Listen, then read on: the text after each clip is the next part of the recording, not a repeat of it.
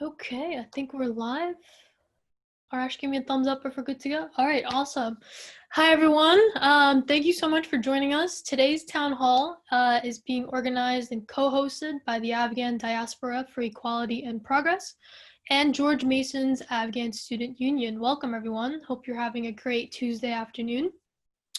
My name is Halema, and today's virtual town hall will be moderated by myself and Laila Ayub. We are both part of the Afghan Diaspora for Equality and Progress. And so we'll be talking with Zainab Mohsini, the candidate for the Democratic primary candidate in Virginia's 11th Congressional District, one that stretches through Northern Virginia and includes towns such as Fairfax, Herndon, Vienna, Reston, and Woodbridge. Definitely a large swath of Afghans there. I know for a fact. My aunt lives in Reston. So today we'll be talking to Zainab and introducing her to parts of our Afghan American community. As some of you might know, the primary has been pushed back in Virginia and is now being held next Tuesday, June 23rd.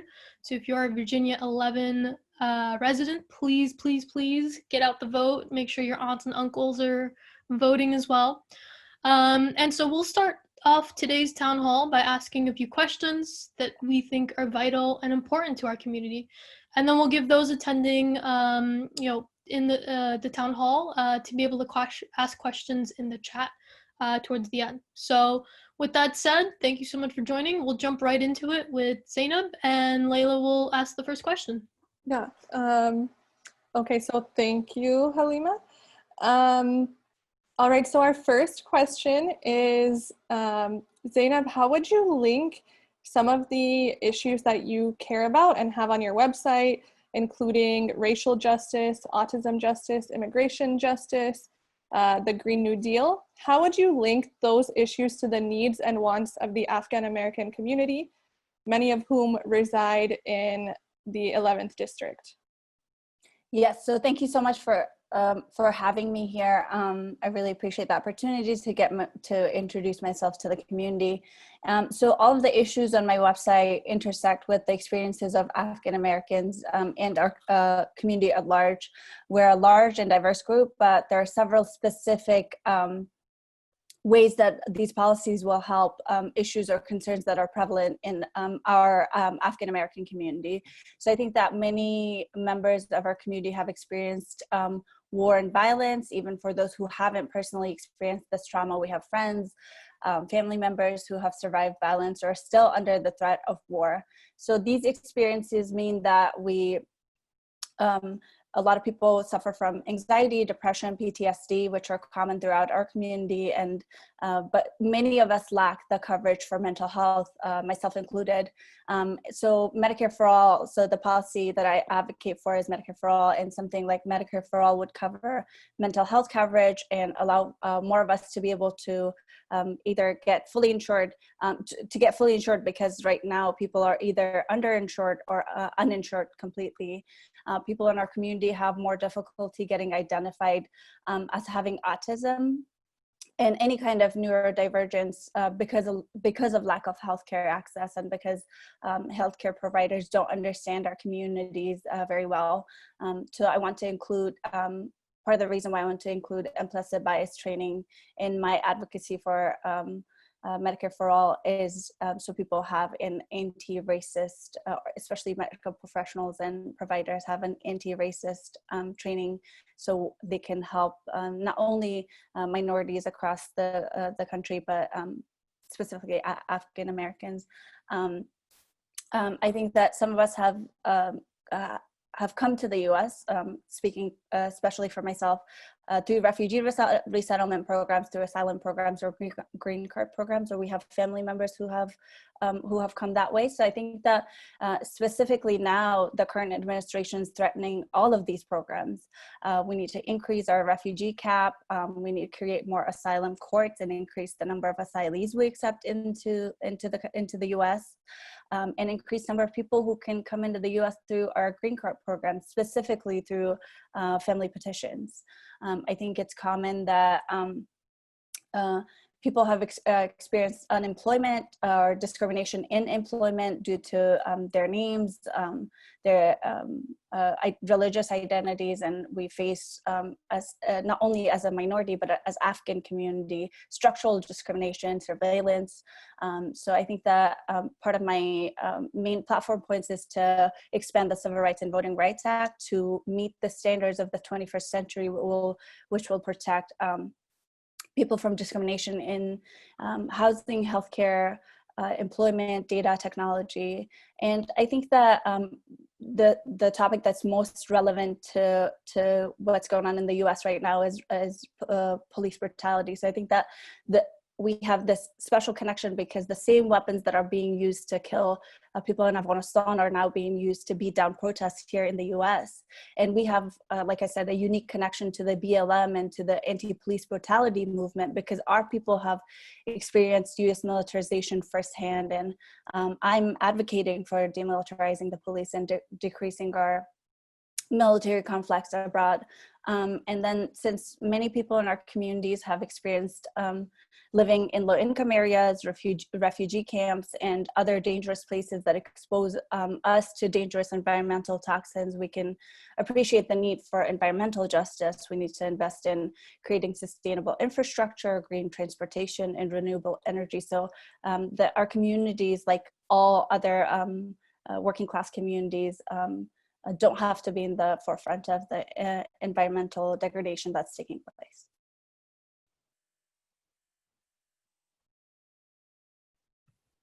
That was really great. Thank you so much, Zainab. I guess the next question, and you touched a little bit upon this in terms of just being from Afghanistan, being first generation or second generation within the US. The next question that we have, and it ties into that, is how does your identity, so as a woman, as an Afghan American, a minority, and your background inform your politics and inform your decision to challenge a powerful incumbent in VA 11? I think that the difficulties and the obstacle that I have faced as a woman, as an Afghan, as a Hazara, as a Shia, has given me the resilience to be able to tackle complex problems and overcome barriers. So my lived experiences with poverty, displacement, debt, discrimination mean that I can relate to people who have had similar experiences across this district and bring those voices to Congress. And I think my life has always consisted of a component of overcoming the odds. And I don't think it's any different from this race of challenging and really entrenched incumbent. Thank you. Okay, so the next question is a little bit broader. What would your top priorities be if you were to be elected to Congress? Gosh, so many. I think that, I am very cognizant of the intersectionalities of issues that exist within our communities, not only as Afghan Americans, but the district in general, and then country in a broader spotlight.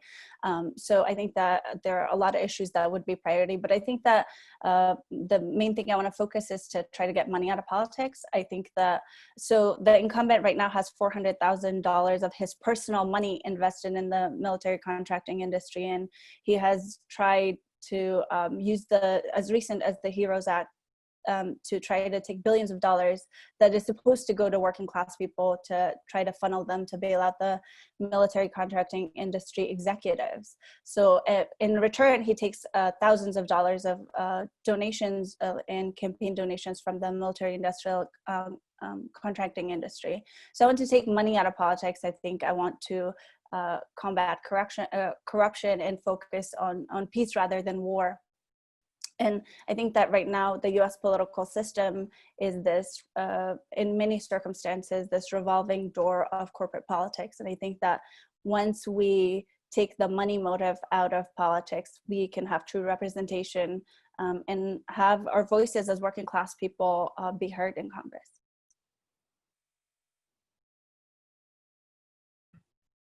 Thank you so much for that. Definitely important to get the money out of Congress. One of the questions that we had was, given the current climate of Black Lives Matter movement, and just things that we're seeing with police brutality, what are some ways that you will work within your district to fight for racial justice? And then particularly, how would you support those in the district who are calling for the abolition of police? So I personally support defunding the police and investing in social service programs such as education, healthcare, rehabilitation, affordable housing, and restorative justice programs. I think that police have been giving these broad job descriptions for them to be called to take care of all sorts of issues that people face, and expected to have to solve these issues without having any sort of training, where we need to focus on the root cause of what is requiring us to have to rely on police so much. So I think that investing in our education system and our healthcare system, in rehabilitative programs, in affordable housing, in restorative justice, I think is getting to the root of these issues, so we're not depending on police so much. I also want to support the 21st Century Civil Rights and Voting Rights Act, to expand it so it covers race and other marginalized identities, and it applies to housing, healthcare, data technology, to match the issues that we face here in the 21st century. I also support investigating the best way to pay reparations. I think that this country has not dealt with our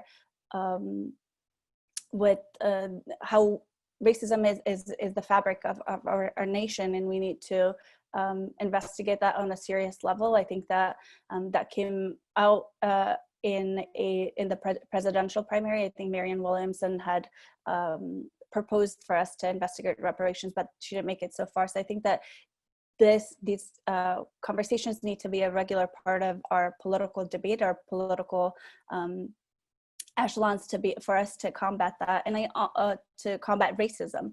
And I want to include racial justice and anti-racism as part of every bill that I propose or pass in Congress, just to we have a more informed conversation, because you cannot solve problems unless you acknowledge them and investigate how to best resolve them.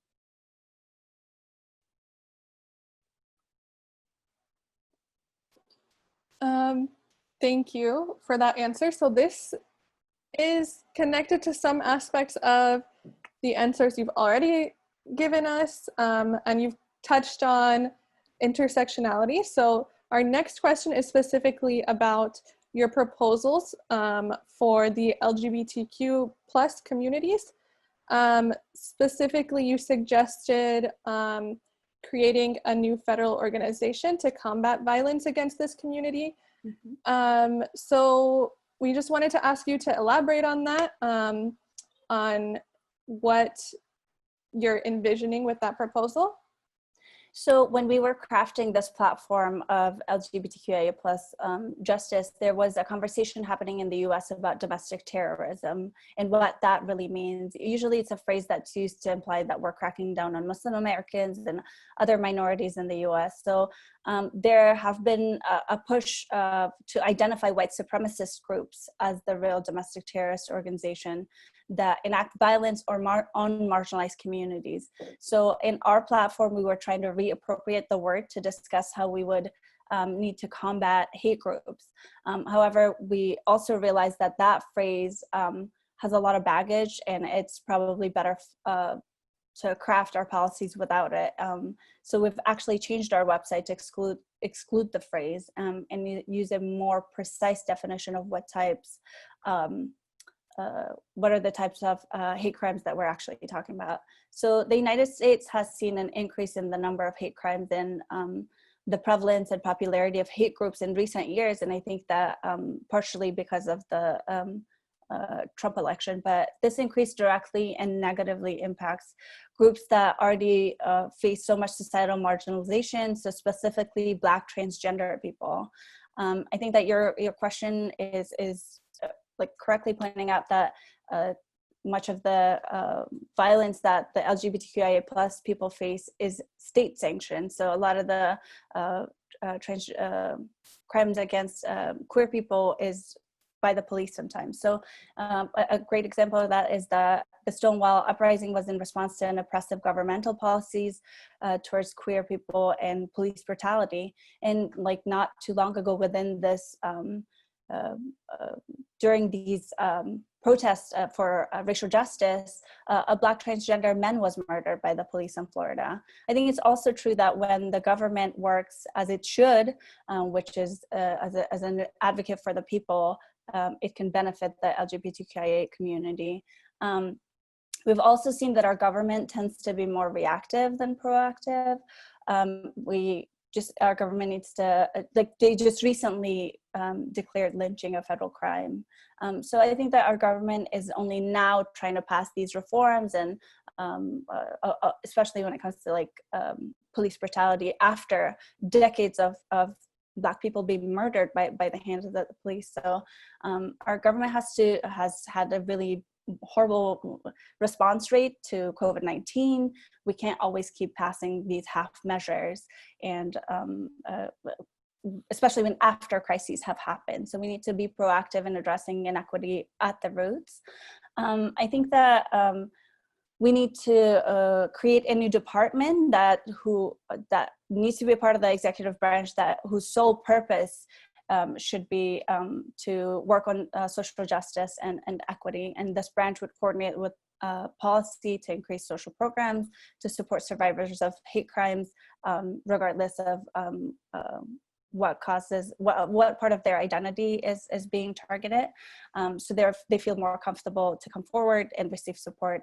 I think it would also help to coordinate defunding the police so that we can invest in education and healthcare and get into some of those roots of these issues that we're facing. I think that we need to get rid of police brutality and state-sanctioned violence against Black and Brown communities, and along with the LGBTQIA community.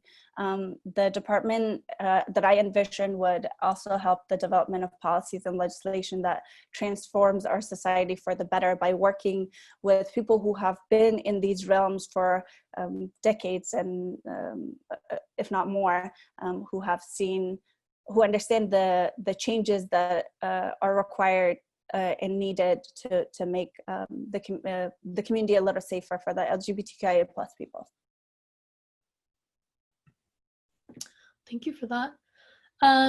One of the things that you briefly touched upon was that you would bring the LGBTQIA+ perspectives into policymaking processes. Mm-hmm. What are some efforts maybe that you have made so far in those communities?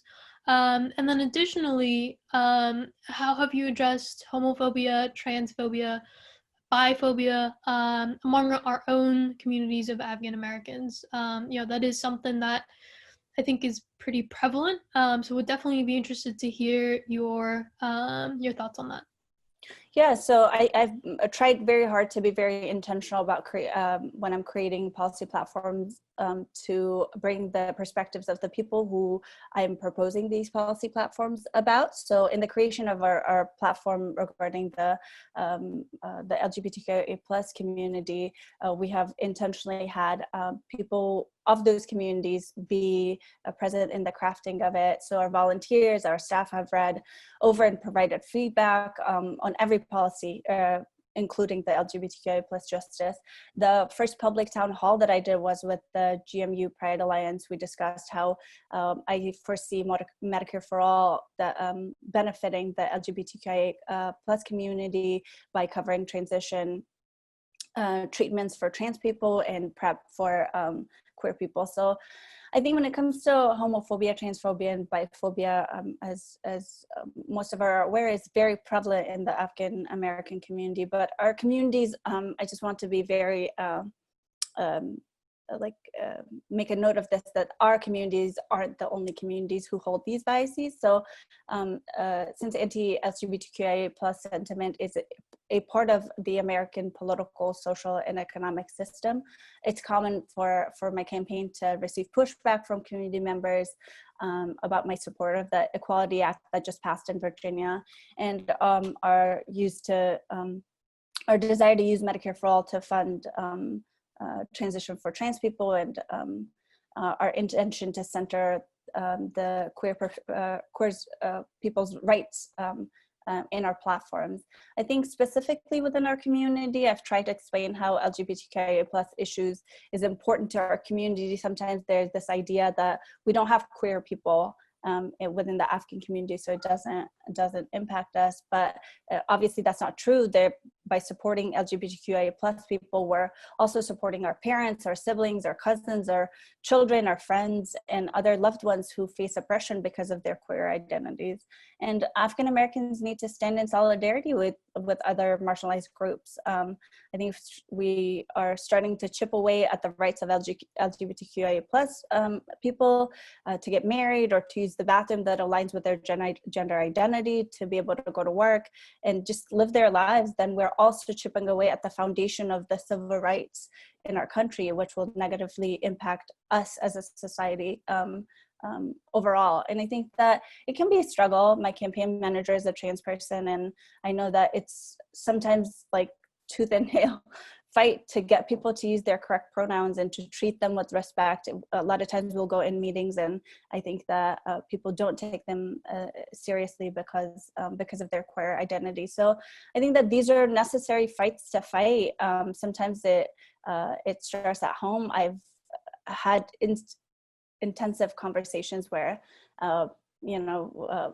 yelling, trying to get my family to understand these complexities of identities and how we as a minority group within the US need to support these people. But these are fights worth having. Thank you. So the next question that we have is, what types of COVID responses would you advocate for if elected to Congress? What sorts of programs would you suggest in order to address the wealth, race, and other inequalities that have been highlighted and exacerbated by this pandemic? And what do you see as most important issues to address related to it? I think that Medicare for All is the first policy that I feel like would be relevant to a COVID response. So to increase access to healthcare, I believe healthcare to be a human right, and it should not be tied to employment. We need to increase implicit bias training to combat some of the racial discrimination that has been exacerbated by COVID. And among, like I said this before, I think we need to have healthcare providers keep track of health outcomes by race and publish the data, so then we have a stronger,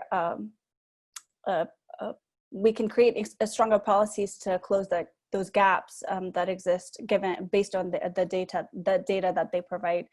We need Medicare for All to cover undocumented people. I think that that is a group that has been left out of all 8 packages that have been proposed. So who often lack not only access to healthcare, but are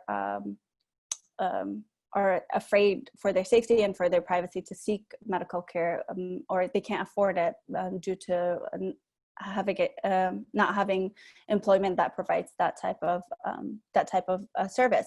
So I think that I also support the $2,000 to every adult in the U.S. regardless of their immigration status, with more funding for children. I think there's a similar bill that's being proposed by Kamala Harris and I think Bernie Sanders in the Senate. We need another stimulus package to focus particularly on businesses owned by people of color who were left behind by the previous paycheck protection package. We need to make testing available and free to everyone, particularly in communities of color, low-income communities and rural areas, where there's often less access to healthcare and providers. And I think that, as we can see, the COVID has impacted these communities the hardest. So I support that. We need to the government to bail out renters. I think that I was reading a couple of articles how after COVID we are at risk of another, like an eviction crisis. So we need to be proactive for that. We can't have an eviction crisis right after a pandemic. So that's something that we need to be proactive about and propose legislation or introduce legislation to take care of before it becomes a crisis. We need to update the medical information available to everyone, so language is not a barrier to people in terms of accessing health and safety. Thank you for that. One question that I have, and you know, as an Afghan American woman myself, I'm very much excited for you, Zainab. And so I guess the question that I have, why is it important for an Afghan American to be elected into office, especially just given the fact that there is an ongoing war in Afghanistan, and a lot of U.S. policy has affected what has happened there. So, you know, how does it feel to be to have a platform to run, and why is it important for an Afghan American to be represented in Congress? I think for the exact reason that you stated, I think that it's been 2 decades since the U.S. Afghanistan is the site of one of the longest wars that U.S. has ever been in, and I think that for most of us who come from the Afghan diaspora and many other people who are refugees, U.S. foreign policy as a global leader makes an impact on every country. And I think that somebody, aside from my Afghan identity, I think that somebody who is anti-war needs to be a part of Congress and bring these lived perspectives of how war is not some decision that some old white men get to make in a air-conditioned room, that it impacts people's lives, it impacts people's livelihoods. So I think that it's important for that perspective to have these lived experiences of how war impacts people on the ground.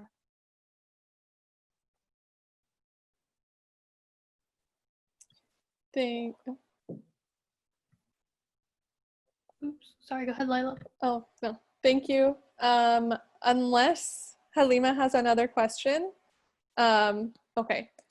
She put it into the chat, but if we want to open it up to everyone else's questions as well, so please raise your hand or use the chat to send any questions that you have.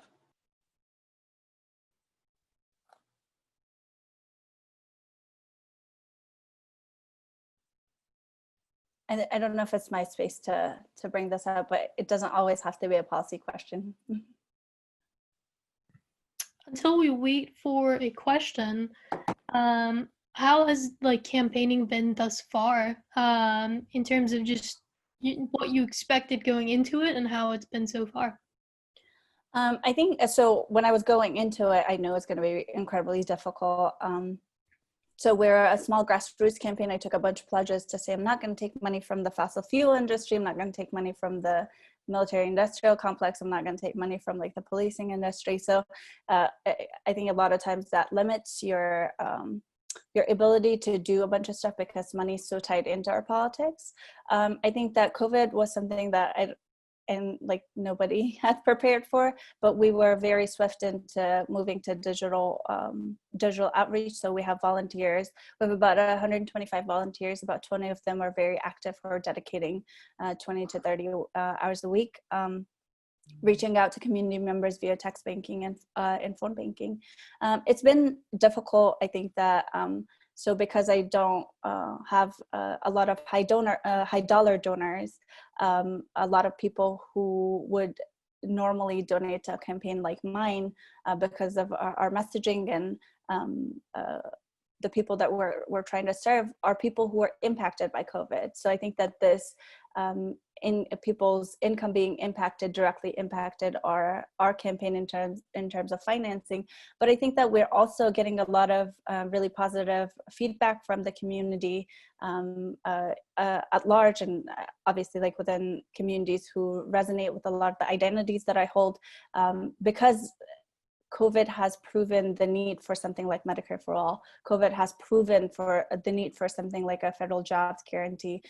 So I think that it's had its difficulties, but at the same time, it's just been such an incredible learning experience for me. I think that it's solidified my belief that we as working class people, we as immigrants, we as women need to be in these decision-making tables. We need to advocate for ourselves, because obviously not many of the people who are in power right now are doing that.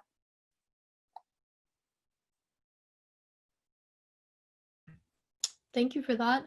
So I know that we have a question from Mina. Mina, do you want to go ahead and ask your question? Sure. Hi, Zainab. Thank you so much for taking the time to speak to our community about your run for Congress. I'm such a big fan, and as you know, you are a really big inspiration to me, and as Halema said, to all young Afghan American women. My main question for you, and I think you touched upon this a little bit earlier, is do you have specific policy proposals for how you would go about breaking down the foreign policy establishment? It seems like our Pentagon is taking up so much of our government's budget and spending it on wars abroad. And the Yemen situation, for example, is the worst humanitarian crisis the world has seen in a really long time. And so I was hoping to hear a little bit more about any ideas you have for our foreign policy. Yeah, absolutely. I think that like you said, I'm first of all, thank you for your question, and you're amazing.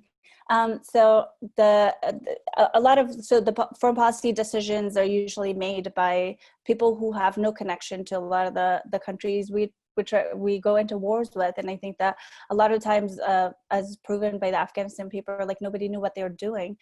So I think that first of all, I'm anti-war, so I want our military budget to focus more on domestic infrastructure updates that we need, investing in the Green New Deal, investing in something like Medicare for All. So I think that taking the focus so much out of our homeland security to actually invest within the U.S. would be one step. I think that the reason why politics is the reason why Congress is going into a lot of wars is because there's a lot of money from the arms industry coming into Congress. Into a lot of our politicians are making money via campaign donations. So there's a lot of influence of these industries that profiteer from war within our political system, and I think that needs to stop.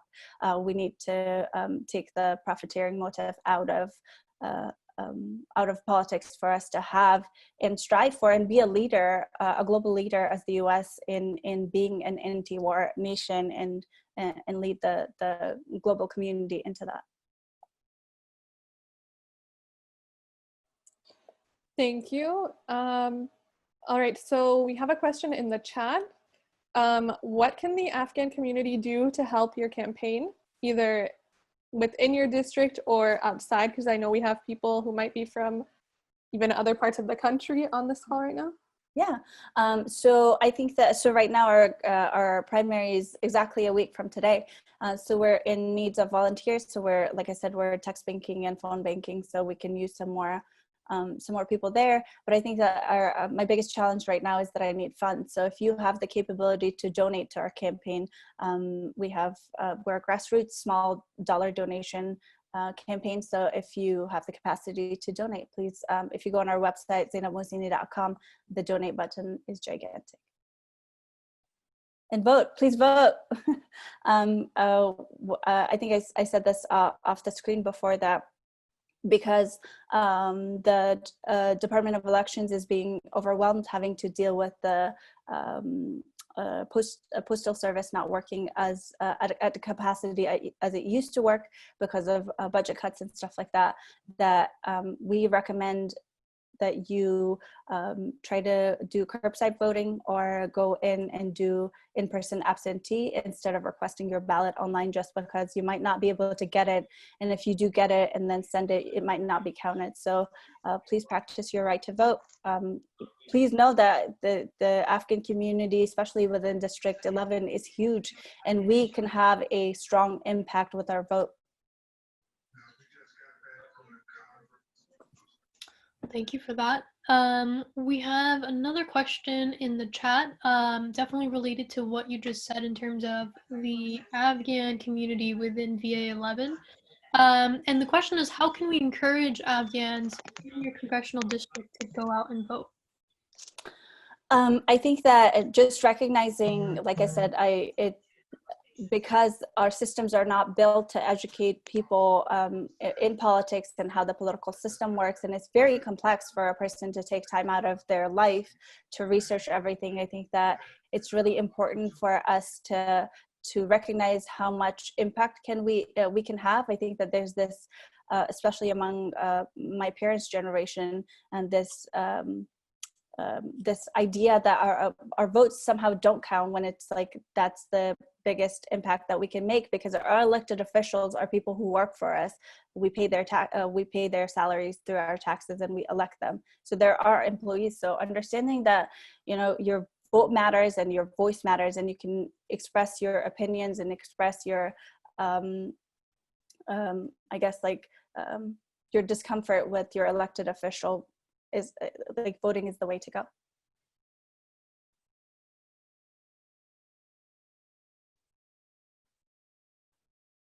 Can I make a quick note on that too? But I think that it's like super incredible that so many young people are taking the time and recognizing and realizing that our participation in politics matters so greatly to our daily lives. And it's so hopeful to see so many young Afghans be a part of the political process, a part of wanting to participate. So I think that it's very hopeful. And yeah, a lot of times, like I think growing up, my whole thing was and then don't try to make too much noise. And I think that, but now I've turned my mom into this person who's like always voting, primaries, local elections, she's there. So I think that these are like, it takes time, it takes work. Sometimes it's a lot of emotional labor, but I think that these are conversations worth having with our parents, who maybe not so, who are maybe not so exposed to, especially when it comes to like the political process.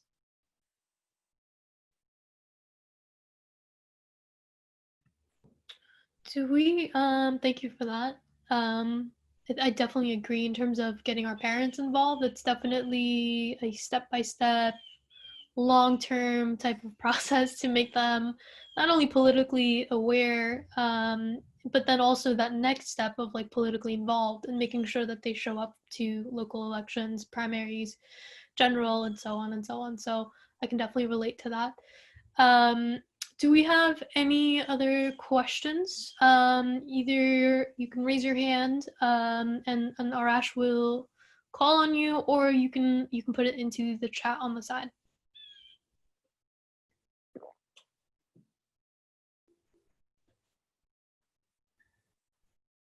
No? Okay. Zainab, is there anything else that you'd like to add? I know we've touched upon quite a bit today. Of course, we can continue talking for hours when it comes to politics in this country. But is there anything that you would like to add to your audience that are tuned in today? Yeah, I think thank you so much for being here, and I think that again, just understanding the importance of politics in our daily lives is just so incredibly important. I think that one thing that I want to recognize is that there's a lot of, especially when the BLM movement was happening, there were some a group of Afghan refugees who had been burnt by the Iranian police, and I think that there's a lot of hurt and trauma within the Afghan community, not only in Afghanistan, because we've been victim of foreign interference, we have been victims of war for so long, but here I think that there are a lot of issues that we need to deal with, and I think that it's a lot of work. It's going to take a lot of emotional labor on some people's part, but I think that that's something that I would really like to encourage everybody to I guess deal with and be at a level that ADEP is taking the initiative to address, or however we can. And I think that we are so when I was at the protest when when a lot of people were speaking and talking about how the Afghan community needs to get together. I think one thing I wanted to point out is that there are people right now who live in this country who support people back home.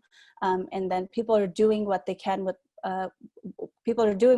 what they have. And I think that recognizing that there's a lot of efforts being put, a lot of people have a lot of like a special space for Afghanistan in their hearts. And I think recognizing those efforts, and that, again, like I said, we have a lot of hurt in this community that needs to be healed, and it's gonna probably take a really long time.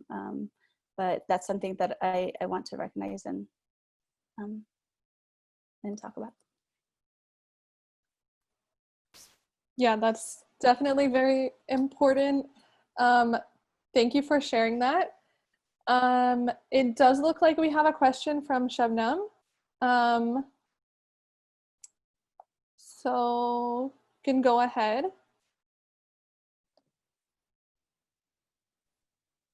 Hello. Hi. Okay, I'm not sure if my sound is working. I just wanted to ask if there are any politicians, either who are currently in office or in the past, that have inspired you. So many. I think so. One person that I learned about very early on was Shirley Chisholm. She was like the first Black woman in Congress, and she was the first Black woman to run for presidency. And I think that given that there's such anti-Blackness in the U.S. Among a lot of communities, and seeing her facing so many barriers, had the courage to run, to have a bid at the presidency. Is just incredibly courageous, incredibly resilient, and somebody who I aspire to be. I think that I want to give a special shout out to like Afghan women. I think we here have so many opportunities that are not granted to people back home, and I think that there are women who are doing incredibly. I think that even during the Taliban regime, there were people who were leaders in educating other women in their basements, and understanding that there was a risk. They were risking their lives literally. So I think that people like that, who are leaders, who take chances that could potentially cost them their lives, and the degree of selflessness, the degree of kindness, just is so inspirational. But obviously, like, I think everybody loves AOC, so she'll be on my list.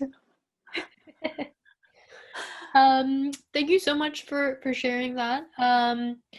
Do we have any further questions from the folks that are tuned in today? Want to make sure that we give one more chance. No. Okay, so I guess Zainab, best of luck in terms of the upcoming election. We're all rooting for you, and hope the best outcome. So fingers crossed. Thank you. Yeah, and thank you so much, everyone, for joining in, tuning in with us today. We hope that this discussion was fruitful, that we touched upon topics that are relevant to today, and yeah, have a good rest of your evening, everyone. Thank you. Thank you so much for having me. Thank you for joining us. This was great. Yeah, thank you for your time. And everyone, make sure, I mean, I know you have selected to join us tonight, but make sure that you look up what district you live in, because I live in Prince William County, but I'm in District 1. You don't know, you might be in District 11 and not know it.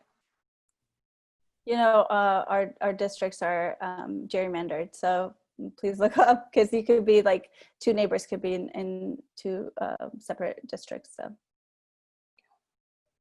And if you have relatives that live in Virginia, which I'm sure many of us do, I know I do, I definitely will be calling and texting them to make sure that they get to the polls on Monday. So, or Tuesday, Yes. rather. Sorry. Tuesday, yeah, Tuesday, June 23rd. Okay.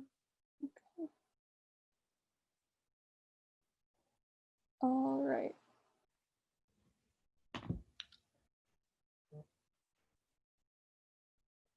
I think. Thank you. Yeah. He's about to end it. Okay, so thanks, everyone. Bye. Good night.